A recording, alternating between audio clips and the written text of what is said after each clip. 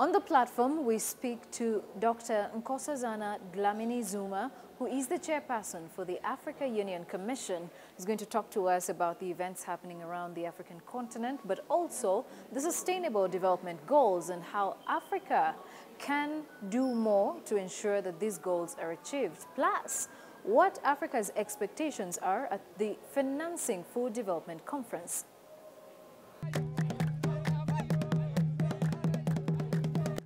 For the last 4 days, government delegations, civil society groups and private sector representatives have been meeting here in the Ethiopian capital to thrash out a new deal on global development.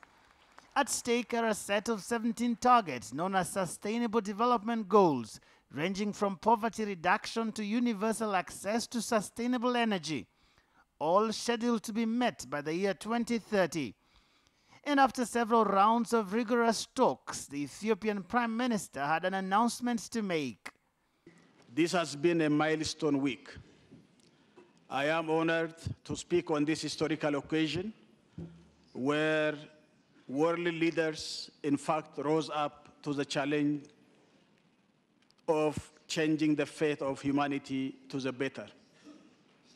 The news that the world was waiting with great anticipation is now official.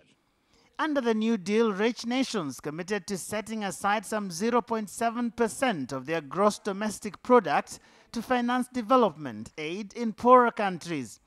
According to the UN, there is a shortfall of up to $2.5 trillion each year in investments that could spur development. Developing countries had pushed for a global tax authority to curb illicit financial flows and tax evasion. But that demand was set aside by developed nations.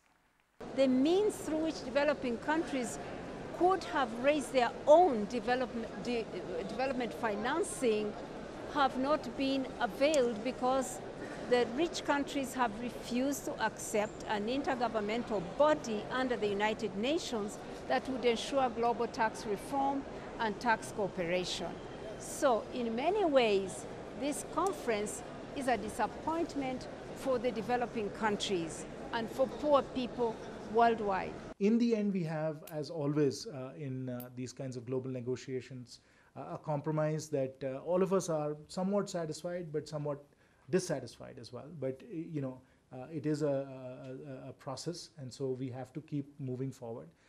The new set of goals are due to be formally adopted in New York this September. Jogeo, KTN News. Joining us now is the chairperson of the Africa Union Commission, Dr. Nkosazana Dlamini Zuma. Thank you so much for joining us. You're welcome. First, I would like to start by finding out from you, what are your expectations, or what is the African Union's expectations from the Financing for Development Conference? Well, I think we have some expectations, but I think we must always bear in mind that this is the world meeting. So when the world meets in an intergovernmental fashion, nobody gets everything they want. It's a compromise that will suit every country. So within that background, then we expect that whatever comes out will indeed be of assistance to the world and to Africa in terms of financing our programs going forward.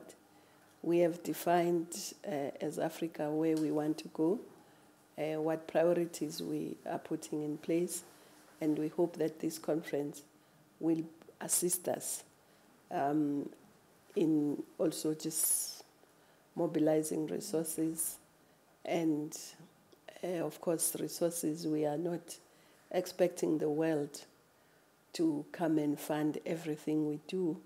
We expect to mobilize resources internally as well. And Africa has been doing that already.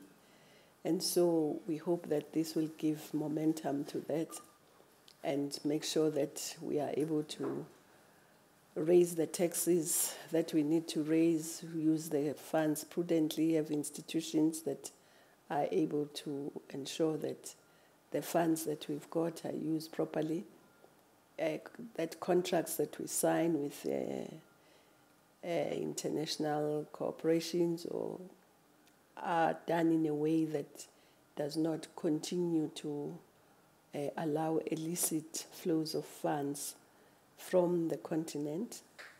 And so we also expect that a lot of the things that we have put on the table will be accepted because this is really financing what is being discussed under the post-2015 Sustainable Development Goals.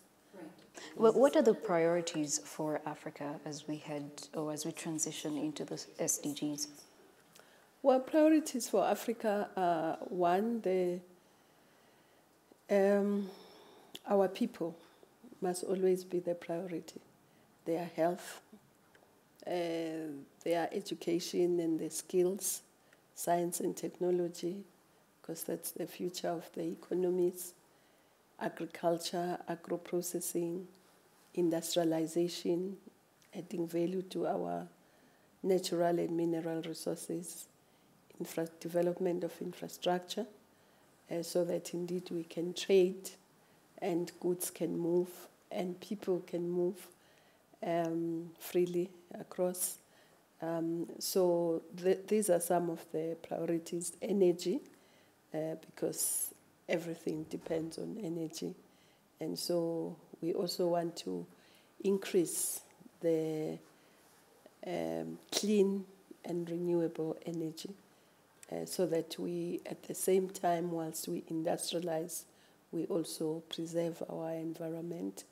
We want to look at the oceans and the seas that we have in terms of the resources in the oceans, the infrastructure, of course, for the oceans, and the resources like fisheries, like the seabed resources that exist there. So the blue economy, in short, is also a priority. Right. Part of the agenda for the African Union is to foster intra-African trade, but we still have challenges like non-tariff barriers. What is the African Union doing to ease doing of business within the continent? Well, the African Union, as you know, we just launched the negotiation for continental free trade, and those negotiations are going to be dealing with that. Of course, the non-tariff barriers are very important. We started a discussion also with the ministers in Johannesburg about free movement of people and goods, how to ensure that those can move freely and fast, because being competitive also means getting your goods to their destination as quickly as possible. We also started discussing the issues around how we would be looking at harmonizing regulations and all those things. So it's a discussion that is ongoing, because it's clear that if we don't clear those things, Africa will not be competitive, even if we have a lot of things to trade. All right. Let's talk about the situation in Burundi at the moment. It appears that that country right now is grappling with President Pierre Nkurunziza's third-term bid. In this case, how far are the talks? And knowing that there is a humanitarian crisis, how would you advise that the country deals with the situation? Well, the agreement was that the East African community is the one that's dealing with the matter directly, as it is in their courtyard in a way. So they've had several summits. The last one was just last week. And they decided that President Museveni should lead some talks amongst the Burundian parties, including, of course, the president and his party and others, to find an amicable way of dealing with the Burundian situation. And of course, we are hoping that he can succeed. But our main worry is that we are very worried because Burundi has enjoyed 10 years of stability and peace, and it would be a sad day and a real tragedy if Burundi slides back into an open conflict. Right. Before I even wind up, let's talk about post-Ebola in Western Africa. A lot has been said, you know, economies have lost quite a lot, especially in West Africa, the countries that were affected by the Ebola outbreak. But what are we doing to regain investor confidence in that part of Africa? Well, I don't think there is a problem with investor confidence. I think the investors are still confident.